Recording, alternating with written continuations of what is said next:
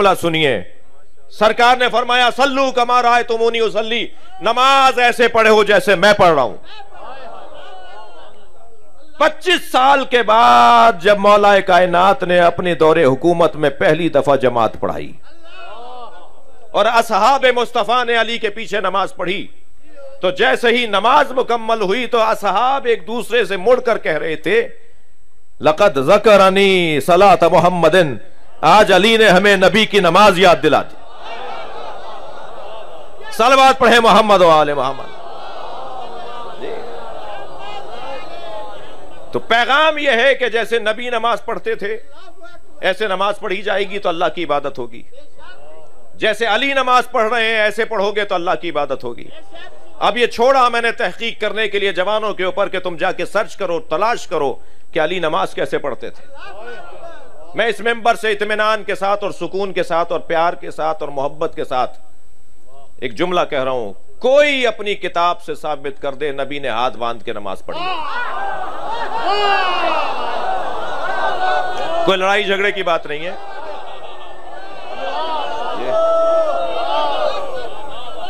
कोई तनाव खिंचाव की बात नहीं है, कोई दिल आजारी मतलब नहीं है। कोई अपनी किताब से दिखा दे कि सरकार ने हाथ बांध के नमाज पढ़ी। ले दे के दो रिवायतें हैं, दोनों रिवायतों में यह है कि हुक्म दिया गया कि आज के बाद हाथ बांध के नमाज पढ़ी जाए। खुद शारहीन कुतुबे से आए सित्ता के शारहीन का यह इख्तलाफ है कि हुक्म दिया किसने, तय ही नहीं है कि हुक्म किसने दिया है। बिस्मिल्लाहिर्रहमानिर्रहीम, अस्सलाम वालेकुम। ये थे जनाब शहनशाह नकवी। मैं ऐसे कहता हूँ शहनशाह छुड़ल, बहुत बड़ी छोड़ता है। अब इसमें ये दावे भी कर रहा है कि आप कोई एक रिवायत दिखा दें, और किस तरह छोड़ रहा है उससे पहले मैं आपको बताऊं इसकी एक जो इसने छोड़ी हुई है। शहनशाह छुड़ल जो है, इस मौजू पर गुफ्तगू करने से पहले मैं आपको इसके एक छुड़ल इसको ये सुनाता हूँ। इस पर मेरी वीडियो भी है। इसने कहा जी, मोहम्मद बिन कासिम सैयदों को कत्ल करने के लिए सिंध आया और उसने अब्दुल्ला शाह गाजी को शहीद करके कराची ले गया और उसका मज़ार है। वाह वाह वाह वाह, जैसे आप देखते हैं जनाब। अगर आप सर्च करें, किसी किताब को उठाएं, आपको मालूम हो जाएगा, और आप कम से कम गूगल देख लें कि मोहम्मद बिन कासिम 715 ईस्वी को फौत होते हैं और अब्दुल्ला शाह गाजी मदीने में 720 को पैदा होते हैं। मोहम्मद बिन कासिम के शहीद होने के 5 साल बाद अब्दुल्ला शाह गाजी रहमतुल्लाह अलैह पैदा होते हैं मदीने में। तो आइए आप कैसे मानेंगे कि एक बच्चा जो है वो 5 साल बाद पैदा हुआ है, उसको पहले ही मोहम्मद बिन कासिम ने जो शहीद कर लिया। ये इसकी छुड़ल है। और दूसरा मिर्ज़ा जैलमी जो इसका चेला है शहनशाह छुड़ल का, वो भी बड़ी छोड़ता। कहता जनाब मोहम्मद बिन कासिम ने जुल्म किया सैयदों पर। अगर आप जाके सिंध के सैयदों से पूछें ना, आपको मालूम हो जाएगा कि वो बड़े मुखालिफ हैं मोहम्मद बिन कासिम के। 22 साल में सिंध में रहा हूँ, किसी बंदे ने मुझे ये नहीं बताया, ना किसी सैयद ने ना किसी आम आदमी ने, कि मोहम्मद बिन कासिम सैयदों को शहीद करने के लिए आया था। आप सिंध में कहीं भी चले जाएँ, आप पूछ लें, सारा झूठ है। शहनशाह छुड़ल भी और इस सदी का सबसे बड़ा झूठा मक्कार इंसान मिर्ज़ा जैलमी, दोनों झूठे। अब इसने जो ये जो हदीस सुनाई है, अब देखें इसे जो अखज़ कर रहा है ये भी शहनशाह छुड़ल का काम है। ये जो रिवायत है, ये रिवायत इस पर है कि हज़रत अली रज़ियल्लाहु तआला अन्हु ने तकबीरात ऊँची आवाज़ से कही थी, तो सहाबी ने कहा कि इसने नबी अलैहिस्सलाम की नमाज हमें याद करा दी। और ये भी झूठ इसने बोला कि 25 साल बाद नमाज को याद कराया, यानी पिछले सारे दौर को इसने जो है वो किस तरह इसने बात की, इसने कितनी बड़ी छुड़ल। और इसमें बात तकबीरात के हाथ बांधने का तो जिक्र ही नहीं है, क्योंकि शरह इब्न बत्ताल में मौजूद है कि सहाबा कराम अलैहिम रिदवान पहली तकबीर को फ़र्ज़ समझते थे ऊंची आवाज़ से, बाकी जो तकबीरात इंतकाल है वो ये सुन्नत है, धीमा भी पढ़ लेते थे। तो रावी को ये शक हुआ कि शायद उन्होंने छोड़ दी हैं। तो हज़रत अली रज़ियल्लाहु तआला इसको ऊंचा पढ़ते थे, इसलिए उन्होंने कहा कि ज़क्करनी, कि हमें याद दिला दी आप अलैहिस्सलाम की नमाज। اور شرح ابن بطال میں لکھا ہے کہ اونچی آواز میں تکبیر پڑھنے والے، شرح ابن بطال جلد 2 صفحہ نمبر 480 میں لکھا ہوا ہے، دار الکتب العلمیہ سے کتاب چھپی ہے، کہ جو صحابہ نماز میں ہر بار جھکتے ہوئے اٹھتے ہوئے تکبیرات پڑھتے تھے ان کے اسماء یہ ہیں: حضرت ابو بکر، حضرت عمر، حضرت عثمان، حضرت علی، حضرت ابن مسعود، حضرت ابن عمر، حضرت جابر، حضرت ابو ہریرہ اور ابن زبیر۔ یہ سارے اونچی آواز سے تکبیرات کہتے تھے، اور یہ بخاری میں حدیث ہے 786، اور اس سے اوپر والی حدیث ہے 785، اس میں بھی حضرت ابو ہریرہ رضی اللہ تعالیٰ عنہ نے جب نماز پڑھائی تو آپ نے تکبیرات انتقالات اونچی آواز سے پڑھائیں، تو پھر آپ نے فرمایا کہ میں تم کو رسول اللہ صلی اللہ تعالیٰ علیہ وآلہ وسلم کی نماز کے مشابہ نماز پڑھاتا ہوں، جس طرح آپ علیہ السلام نے نماز پڑھائی اس طرح میں نے تم کو یہ نماز پڑھائی ہے۔ شہنشاہ چھڑل صاحب، آپ نے مسئلہ کچھ اور نکالی، ہاتھ باندھنے کا۔ کسی ایک روایت میں موجود نہیں کہ آپ علیہ السلام نے ہاتھ چھوڑ کے نماز پڑھی ہے۔ الٹا ہم سے پوچھا ہے، ہم تو آپ کو کئی حوالے دیتے ہیں۔ یہ ساری اس کی جو مخلوق ہے نا، یہ شیعوں کی اور ساروں کی، مرزا جیل، کوئی ایک نبی علیہ السلام سے روایت نہیں لا سکتے کہ آپ صلی اللہ تعالیٰ علیہ وآلہ وسلم نے ہاتھ چھوڑ کے نماز پڑھی ہو، بلکہ آپ صلی اللہ تعالیٰ علیہ وآلہ وسلم نے ہاتھ باندھ کر نماز پڑھی ہے۔ مولا علی رضی اللہ تعالیٰ عنہ ہاتھ باندھ کر نماز پڑھتے ہیں اور فرماتے ہیں یہ سنت ہے۔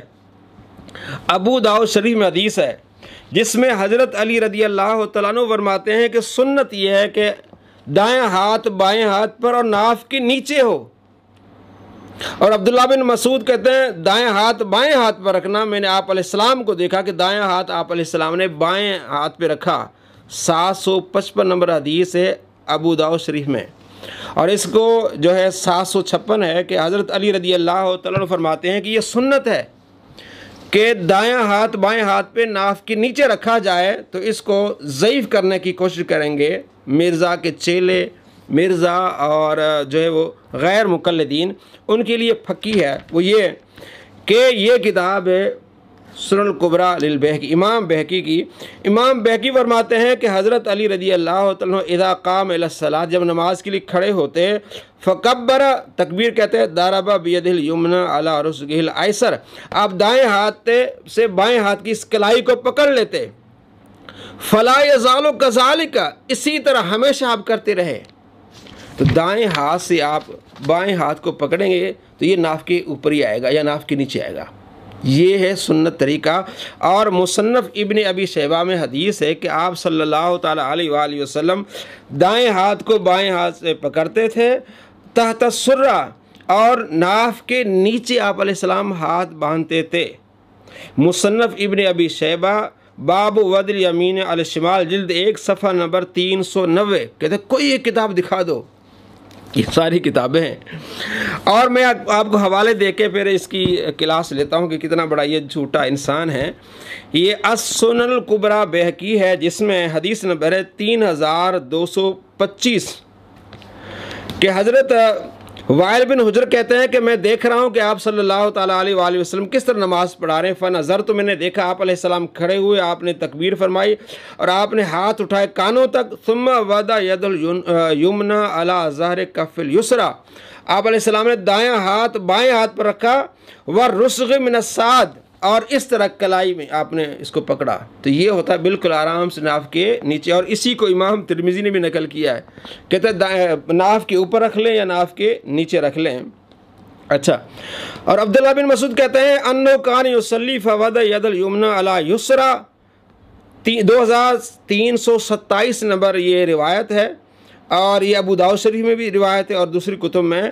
فرماتے ہیں کہ میں بائیں ہاتھ دائیں ہاتھ پہ میں نے رکھا ہوا تھا، آپ علیہ السلام آئے، آپ علیہ السلام نے میرے پر دائیں ہاتھ بائیں ہاتھ کے اوپر رکھا نماز میں، تو آپ علیہ السلام خود بھی دائیں ہاتھ بائیں ہاتھ پہ رکھتے تھے، اور صحابہ کرام علیہم رضوان کو یہ ترغیب دیتے تھے کہ دائیں ہاتھ بائیں ہاتھ پہ رکھیں، اور یہ ناف کے نیچے ہوتا تھا۔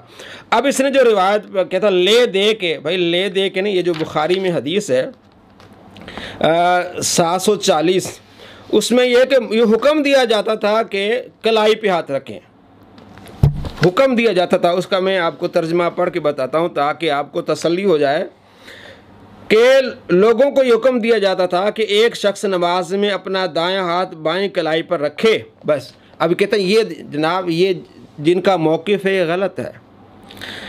یہ وہابیوں کا موقف ہے کہ اس طرح یوں باندھتے ہیں. اور مرزا جیلوی ایسے یہ تو زرا کہتے ہیں, یہاں سے لے کر یہاں اس کو زرا کہتے ہیں. تو یہ تو پھر یہ ہوتا ہے نا کہ زرا کے اوپر زرا رکھتے, یہ زرا ہے ساری. آپ علیہ السلام کے کہا جاتا ہے کہ آپ علیہ السلام کے زمانے میں حکم دیا جاتا ہے کہ دائیں ہاتھ بائیں زرا پر رکھے. زرا یہاں سے لے کر یہاں تک, آپ یہاں بھی رکھیں گے دائیں ہاتھ بائیں زرا پر ہو جائے گا. اگر آپ یوں رکھیں گے تو ایک زرا دوسری زرا پر آ جائے گی. یہ حدیث کا مفہوم ہی صحیح نہیں ہوگا. اور آپ علیہ السلام کیا فرماتے ہیں کہ اس طرح, صحابہ بھی کہتے ہیں کہ اس طرح آپ ہاتھ رکھتے تھے. دائیں ہاتھ بائیں زرا بھی ہوگی اور رسک بھی ہو گیا, یہ کلائی, اور ناف کے نیچے یا ناف کے اوپر رکھ لیں. لیکن اسے ناف کے اوپر سے مراد ناف کے اوپر یہاں نہیں ہے. یہ سارے دلائل میں نے آپ کو دیا, اور میرا چیلنج ہے اس شہنشاہ نقوی سے اور اس کے چیلوں سے کہ تو جوان جو ہے وہ جناب تحقیق کریں. کوئی ایک جوان تحقیق کرے کہ آپ صلی اللہ تعالیٰ علیہ وآلہ وسلم نے ہاتھ چھوڑ کے نماز پڑھی ہے.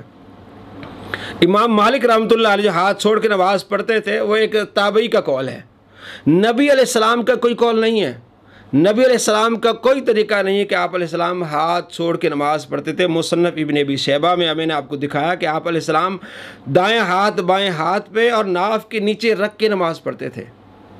ابو داؤد شریف میں, نسائی میں, ابن ماجہ میں. اور آپ صلی اللہ تعالیٰ علیہ وآلہ وسلم جب نماز جنازہ پڑھتے تھے اس وقت دائیں ہاتھ بائیں ہاتھ کے اوپر ناف کے نیچے رکھتے تھے.